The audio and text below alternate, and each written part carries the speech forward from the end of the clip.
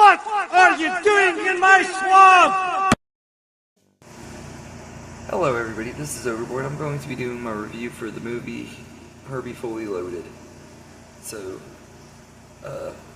this movie, we follow Maggie Payton, the owner of number 53, the freewheeling Volkswagen Bug with a mind of its own, and puts the car through its paces on the road to becoming a NASCAR competitor.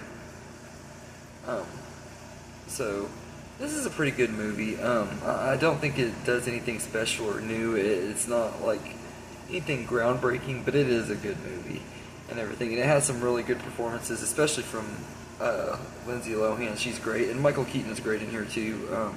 This kind of seems like something that you wouldn't expect from him, but he did a good job in this movie and everything, playing this loving father and everything. And he brings enough nuance to the character to make him likable and stuff, while being stern and stuff, but not in a way that you can't really understand. I mean, you can totally understand why he is the way he is with his daughter and everything, and he just brings a humanity to the character that only Michael Keaton could do.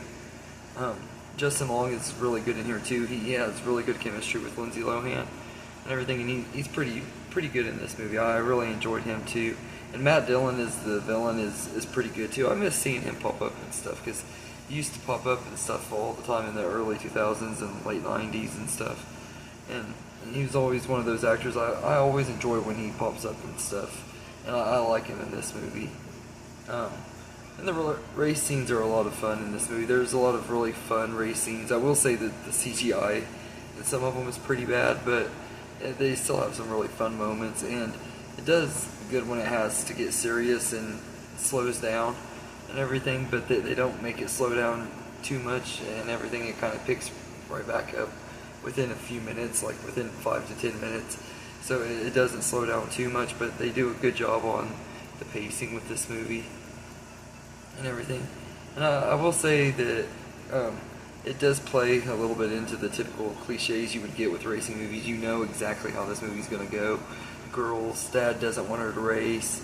She wants to race. And everything. And by the end of it, they have to resolve their conflict and work together. And you know how it's going to go and everything. You know exactly who's going to win, what's going to happen. It's a very typical early 2000s Disney sport movie in a lot of ways, because a lot of sport movies from Disney back then had the exact same cliches and plot points and everything that this movie has. And I think a lot of those movies are enjoyable and stuff, and this one is no exception. It's still really enjoyable though, but it is pretty paint by numbers predictable for sure. I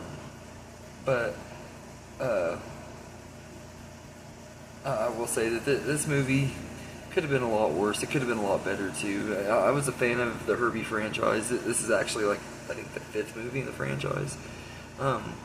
But I was a fan of the original Herbie movies as a kid and stuff. My grandpa got me into all kinds of old Disney movies, and one of my first franchises that we ever watched was the Herbie franchise, and that was one of Disney's first franchises too. But I always really enjoyed that film series, and maybe eventually I'll get around to watching them and reviewing them and stuff. I think they're on Disney Plus, so I'll see what I can do sometime. But as far as this one goes, I really enjoy it. It's a lot better than I remembered it to be and everything. And it's a fun throwback to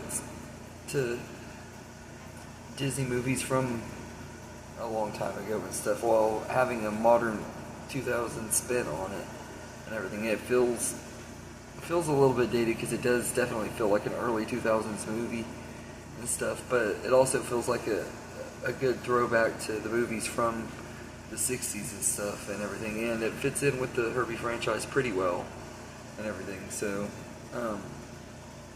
so it's got a lot of heart and humor, and while it also keeps the spirit of the original movies alive, which is really good and everything. So I think this one did it pretty well. It sucks that this was the last Disney movie that Lindsay Lohan was in until she would later be in Freaky Friday next year, which I cannot wait for.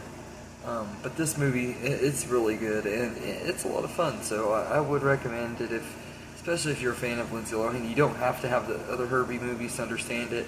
It will help if you do, but you don't have to. But yeah, so anyway, let me know in the comments what you think of Herbie Fully Loaded, and I'd say I'd give it a 7 out of 10. So, but yeah, anyway, let me know what you think of it, and I hope you enjoyed this video, and have a good day, everybody.